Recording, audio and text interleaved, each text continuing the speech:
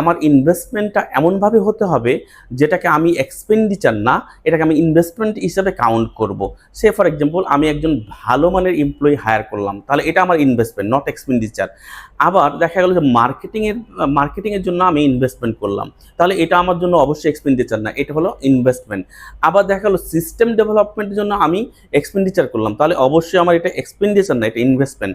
So আমি যদি এটাকে কোনোভাবে প্রপার ওয়েতে ইউটিলাইজ করতে না পারি, তাহলে কি হতে পারে, যেমন আমাদের এই ক্ষেত্রে কম্পিটিটররা আমাদের চেয়ে আগিয়ে থাকবে, অথবা আমরা কম্পিটিটর থেকে পিছিয়ে যাব।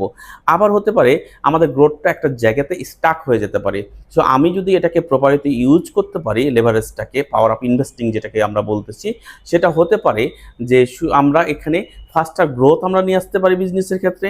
আবার দেখা গেল যে মার্কেটে একটা লিডারশিপ পর্যায়ে আমি লিড করতে পারি, আবার সাস্টেনেবল বিজনেসটাকে আমি ইজিলি এক্সপ্যানশন করতে পারি।